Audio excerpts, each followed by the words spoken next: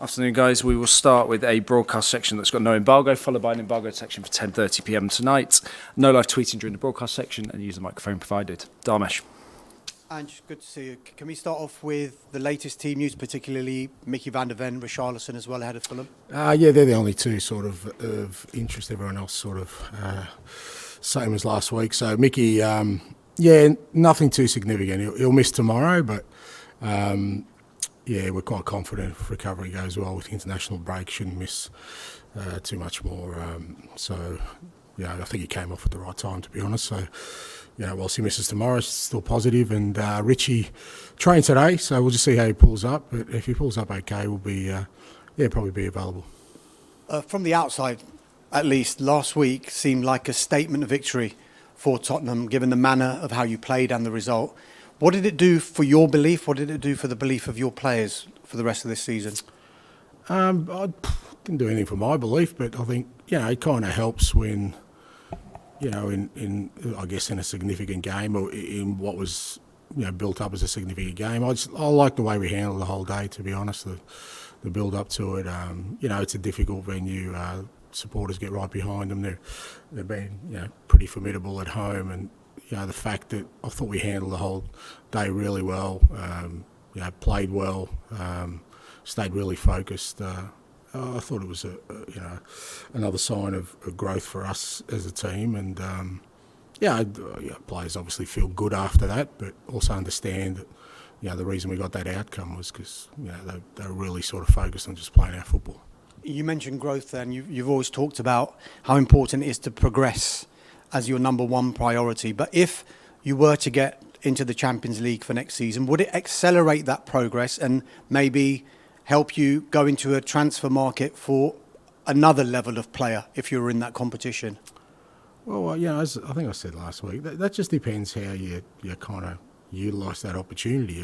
As I said, just getting to Champions League or being a participant doesn't guarantee anything from a few games against some good opposition. It's about using that opportunity for growth, and like I said, whether that's in the off-season, but I doubt whether our off-season plans in terms of strengthening the team will change markedly from where we are now. We know what we need, we know the areas we need to strengthen, we know the kind of players and the profiles we need, and that won't change irrespective of sort of how the season finishes for us, because like I said, for us it's about growth. It's not about just having one target, and those plans are well in place. Hi, Ange.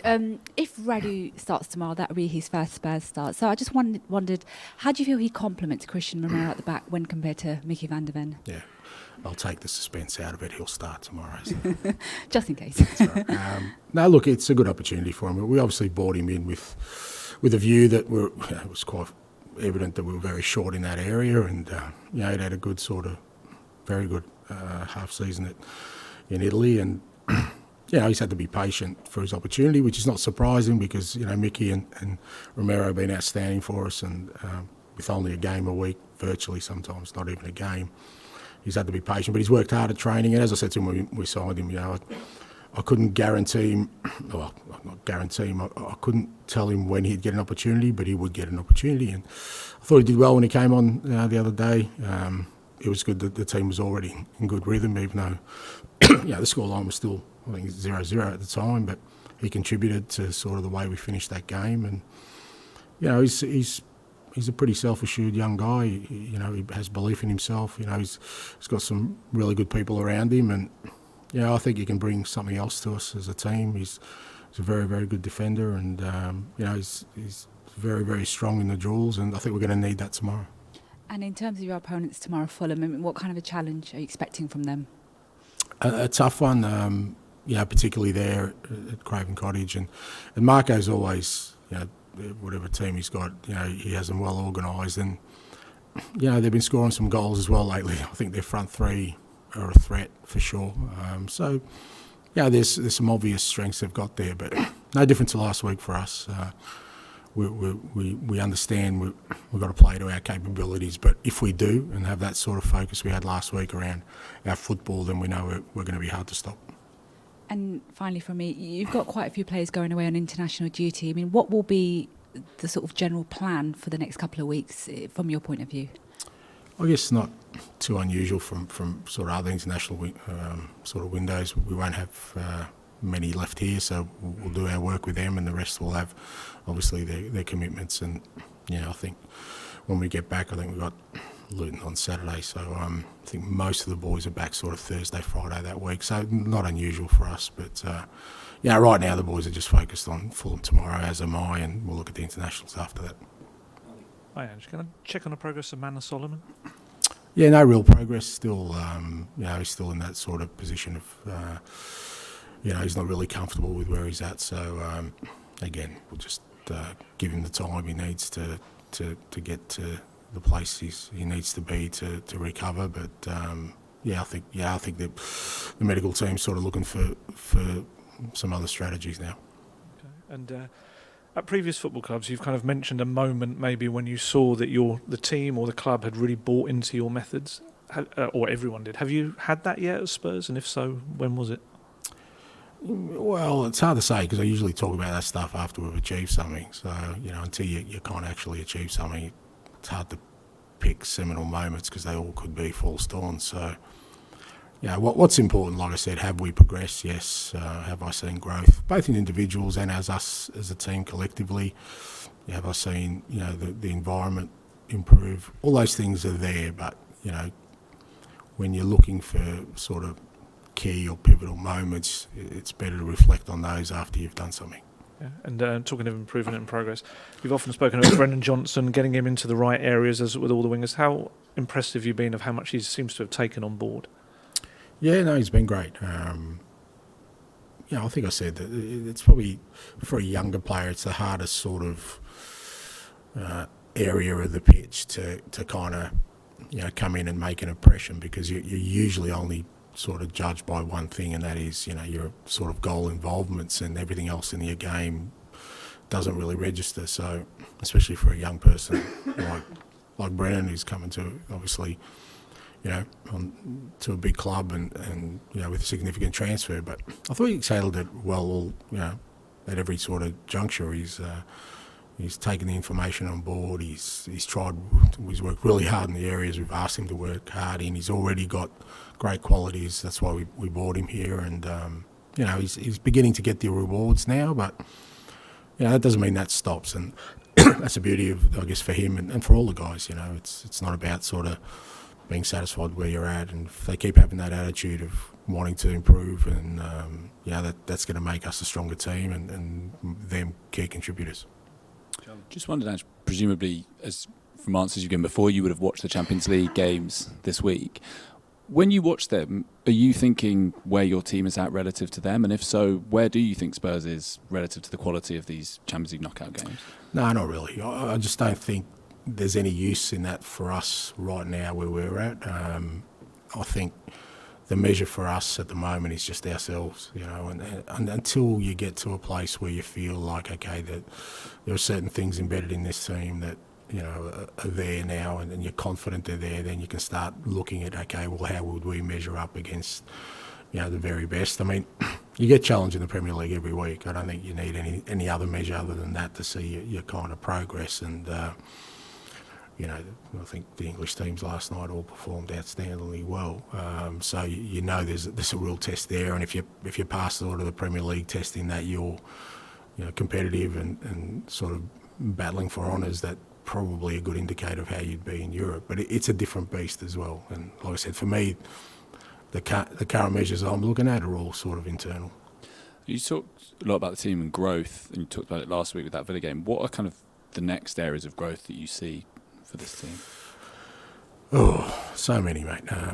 Not that we're sort of, we've got massive gaps, but all these things are kind of, some of them are, you make real advances very, very quickly, and that's pleasing, but others are just small, incremental sort of growth that you can only get by sort of experiences, as I put them. So last week was an experience for us. You can't manufacture that at training. I can't cultivate that other than sort of preparing the guys for what's in store when a game is built, is a significant fixture, and you're away from home. How do you handle all that? It's experiences. Some of that growth is just having more and more of these experiences together as a group.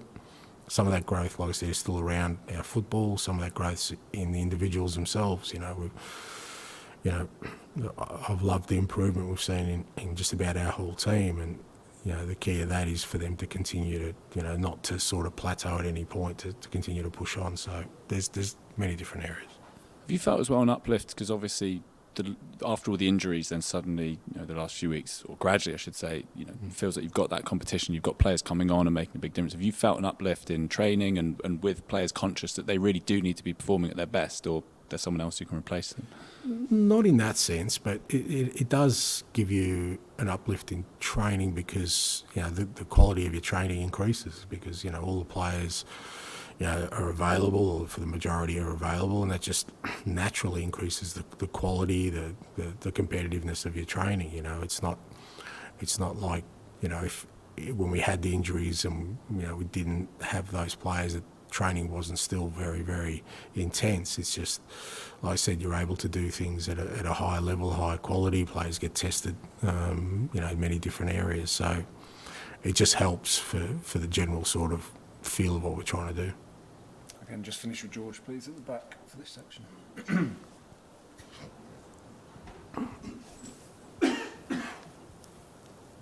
Hi, Ange. Just wanted to check on team news aside from Mickey and Richarlison. Is everyone else in the camp okay? Yeah, from last week, yeah. And going back to Radu Dragusin as well, I mean, obviously you had belief in him, hence why you've signed him, but I guess until you see someone sort of go through an experience, you don't know how they'll handle it. Would that 45 minutes at Villa be important for his self-confidence that he can handle the Premier League? Look, to a certain extent, but, like I said, he's not, he's got a fair bit of self-belief anyway, and that's why he made the decision to sort of come to us, knowing it's a challenge for him to get some game time. It's the toughest league in the world, I don't think he shied away from that. So, but every experience you have, like I said before, gives you an opportunity for growth. It was good to get him some game time last week because I think if you look post-international break, at this stage we've got one midweek game. Likely we'll have a couple more with the way the fixturing is going. So I think it would have been tougher if he hadn't had any game time and we threw him in as we have with other players. I think that hasn't worked that well for us. It hasn't worked that well, but it's really tough on players when they haven't played for a long time to then be thrown in. So I think more than anything, that half hour at least gives him that sort of, game time he needs at that level. Like you said, he was exposed to a very good team, some very good opposition, some very good opposition players, and I think that'll help him tomorrow, particularly at the beginning of the game. And just finally from me, saw a clip this week of you meeting Spurs fan Owen Bright again. Really lovely moment. In the sort of job you're in, is that sort of one of the best things about your job, the fact that you can give so much joy to someone by just sort of being yourself? Yeah, it is, but it's also reciprocal. I get a lot of joy out of it too, mate. It's not every day you walk out in training, somebody runs up and gives you a hug. It's not the usual greeting I get. So, and it wasn't just Owen. There was quite a few of his friends there, and I walked out and saw a bunch of Spurs supporters buzzing, mate. There's no better feeling. So, as much as we understand that particularly the players, they're their heroes and the joy they give them, mate. We get equal joy out of it, mate, because like I said, it's such a fantastic feeling to see people who are passionate about their football club and how much joy it gives them. It's just a privilege to be in that space. Okay, we'll end the broadcast section there. We'll move on to the Embargoed section for 10:30 p.m. tonight. Tom? Someone this season, are you confident he'll play again this season? Not really sure, and I wouldn't want to put that pressure on him. Obviously, like I said, he's had a tough time, and whenever players go through these periods, the important thing is not to sort of try and put any, sort of firm deadlines or any firm sort of statements around it. I mean, Bentancur went through it, it overlapped 2 seasons, but these things happen, and we've got Cess going through it. So all you got to do is just help them along the way, support them, and give them sort of as much guidance as you can, and then put them in the hands of the people who know best, and just see what the outcomes are. It was a lovely finish from Timo Werner last week. Good finishes from everyone, but he's had quite an impact already. It seems to be quite well known that the club have an option to sign him. From what you've seen from him so far, would you be happy if the club exercised that? Don't think it's the time for those kind of decisions, and I don't think, again, that would be fair on Timo for me to. When we signed Timo, whenever I've signed a player on loan, I say to them at the outset, I treat them like I do everyone else, that they'll be here for the long term, and then if it doesn't happen, then it doesn't happen, because even the ones who you hope are here for the long term sometimes aren't. But Timo's come in really, and really contributed to us from the first day. He's had to. It's been important for us, as I said, when we signed him at the time. We were really short in that front third, and if you think about, obviously when Sonny was away, but then we lost Richie. If we didn't sign Timo at that time, we would have had some real gaps. And like I said, I think then the burden on guys like Brennan and Kulusevski would have been even greater. And I think all those the guys in the front half have handled that really well. And Timo's done well, but the time for those kind of discussions are down the line for us and for me. Just finally, a year in football is a long time. This time last year was when your predecessor left, and we had what happened towards the end of the season. You came in. First of all, I know you don't like talking about things that previous managers said, but he did accuse the squad of being selfish. Have you ever had anything like that come up during your time here? And can you give us a bit of an indication of the kind of things you had to deal with when you first came in? I don't. Like I said, I don't think that's fair for me to comment on anything that another manager has gone through, because then that would be like another manager commenting on my experience. 12 months ago, I was at Celtic, mate, trying to win a treble. That's where my thoughts were, and that's where my focus was, and it was really important for the football club and for me that in that year that we put all our efforts in that. I was so far removed from Tottenham or the Premier League at the time that for me to sort of understand why or the reasons behind circumstances that occurred is just, like I said, it's not right, and I wouldn't be fair, and I'd hate it if anyone did it with me. But in terms of my experience since I've got here, it's been the same experience I've had at every other football club, mate. It's about coming in and judging everything on its merits, and changing the environment, see how people adapt, see where the gaps are, see where I could sort of help. No different from any other football club I've been in, and you understand that most of the time when you get appointed because there needs to be change, and sometimes it's hard to accept that or embrace change. But when you're new, like me, coming in, I think it's easier for me to kind of instigate those things, and that's what I've focused on since I've got here. I didn't need to look into the past or what happened last year or the year before, the last 10 or 15 years.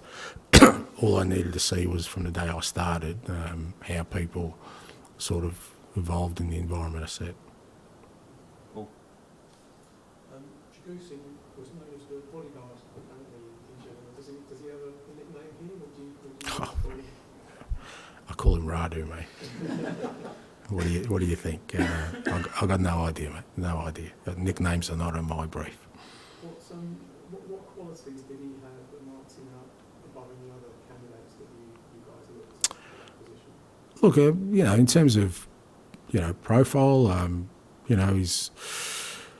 he's a young man that's already played significant minutes, which I think helps us when we're recruiting, because we still, we feel like we're a squad that needs to grow and develop. So you're looking at that younger demographic, but at the same time, you're looking for guys who've played football. I've liked his trajectory in that, he's kind of played at clubs where he's had to fight for everything, and the characteristics he has around his defending and his defensive principles were really strong. Obviously, playing in the Serie A, you get tested every week, and there was been growth in him from his start, which again something I look for. And then he really wanted to come here, mate. That's I don't disregard that. When players really have a strong desire to join our football club, they've obviously thought about it and have evidence to suggest to them that this is the right move for them. And, you know, he's got all those attributes, but, you know, plenty of room for growth as well. And, you know, from the moment he's arrived, he's taken every opportunity to try and do that with himself. You know, he works really closely with Wellesley, the defensive unit, the other defenders, to understand, you know, the principles of our game. And, you know, I think that's always important to me. You know, are they coachable? Do they want to improve? You can see evidence of that usually from where they've come from. And I thought he had all those attributes. He's getting the chance now, obviously, because of an injury. You had a player here who looked really good together. You were knowing that coming in, but I'm guessing that you do really expect him to put some pressure on those two and compete for the place with them. Well, he has been already, but that doesn't change irrespective. I don't think you need any more evidence than this year that you can't do with just two centre-backs, no matter how good they are. You know, we've been challenged in that space. So we need players ready to play and contribute and push each other. And, you know, it's not like even when he wasn't here that Mickey and Romero were comfortable. They were pushing themselves. They've improved immensely, both of them, from day one. So they don't need any other competition. The competition is within themselves. Like I said, I look for people who just want to be the best they can be every day, irrespective of the circumstances. I don't want to be prodding them every day. I don't want to be trying to create artificial scenarios for them to push themselves. I want them to come in here every day, push themselves, because that's who they are. And I think we've got that with the majority of this group. Lastly, how do you feel in the rooms when things aren't seem to come in your way? Do you miss that experience? How much drive do you just have? I do very much, mate. Yes, and yes, it does drive me. John? You mentioned that you felt you didn't need to look into the past. Do you feel that people do look at the past too much? No. Spursy phone at you lots of times. At me? Well, not you. But yeah, look, but I think that's okay. I mean, but that's an external viewpoint. Like I said, it doesn't help me in sort of, and again, that's my way of kind of thinking my way through the process of, you know, going into a new environment and then trying to turn it into something I believe can be successful. I've never found it too useful. So I'll give you an example. What do you reckon the first thing that happened when I was appointed? It was that I got about 1 million different opinions on what needs to change here. And if I put them on a spreadsheet, I would have probably had to get rid of all the players, all the staff,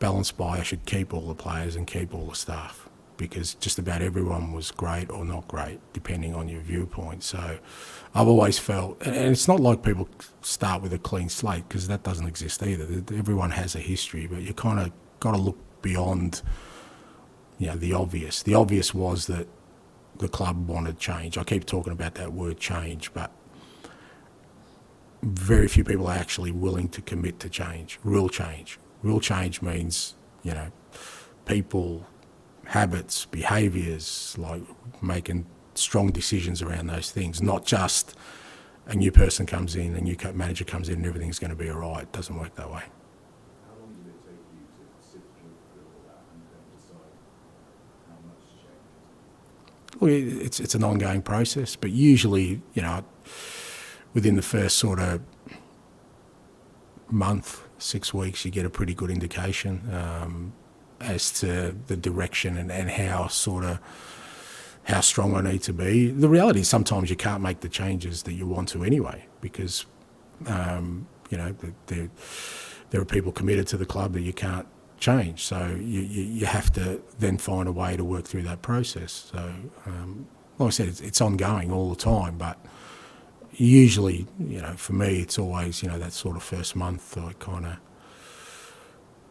keep my mouth shut and just look and listen and trying to breathe in whatever information I can and kind of make my assessments from there.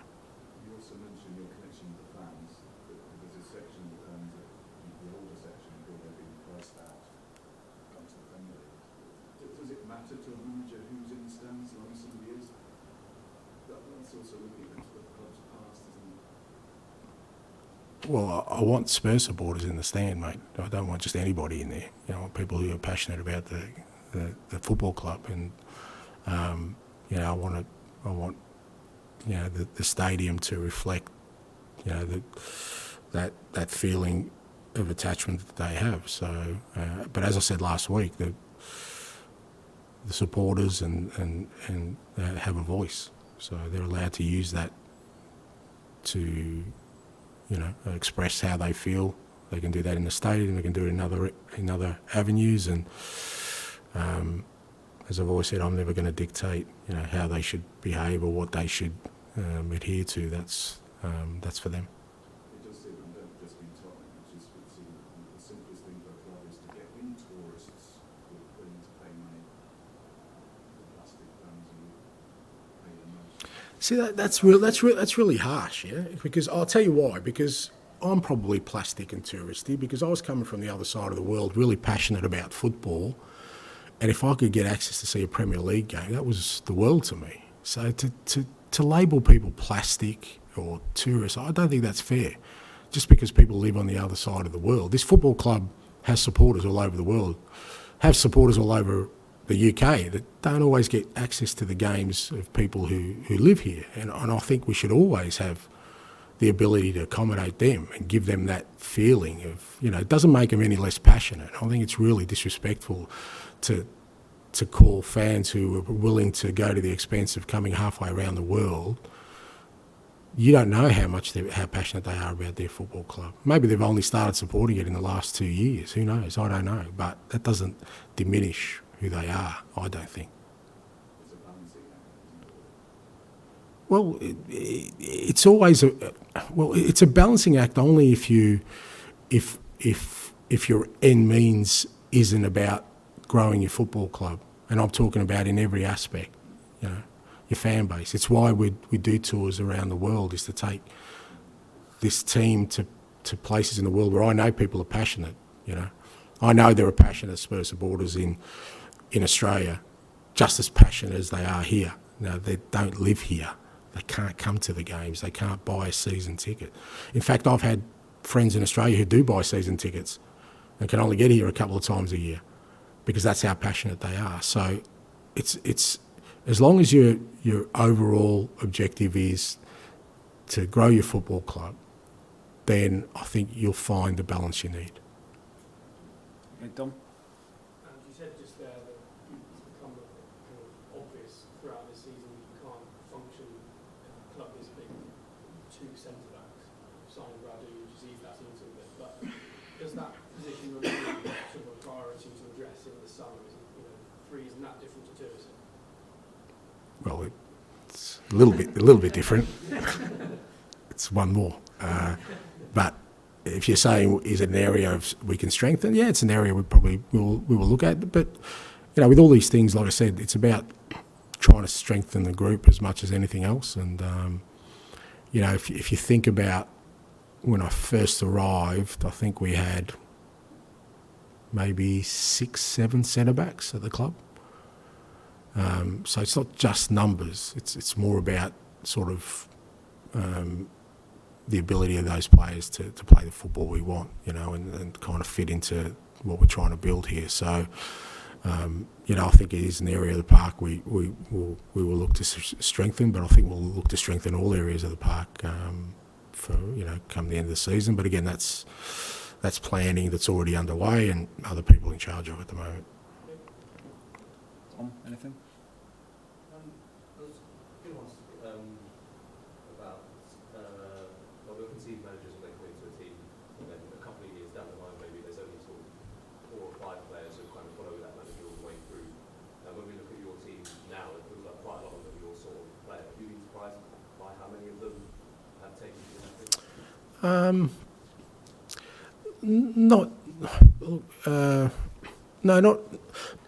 Not really. I struggle with those questions only because like I say, I don't have any sort of preconceived sort of targets before I take the role, because you don't know until you sort of come. So, look, I knew I was working with some very, very good footballers.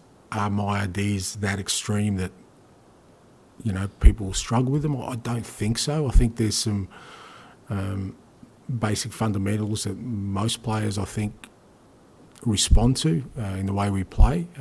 But then it's about, like I said, suitability to the environment, the way we train, a lot of sort of personality characteristics of the individuals. But I've been really pleased with kind of the core group. Like I said, not just the way they've adapted, but the way they've grown during the year. When I look at the players, I mean, obviously the ones we've brought in have been great. They've contributed and fit in really well. But the guys, that I've inherited and have played most of the season, I've seen real growth in them, which is probably the key thing for me. That they've really kind of improved as players and also adapted to the environment really well, which kind of hopefully fast tracks the whole process, because again, if I had fewer numbers, it would mean it would probably take a bit longer. But the fact that we've had a core group that have really taken to it, and the ones we brought in have all really been successful in that, it's helped the process. Thanks, guys. Thanks, Thank you. Thank you.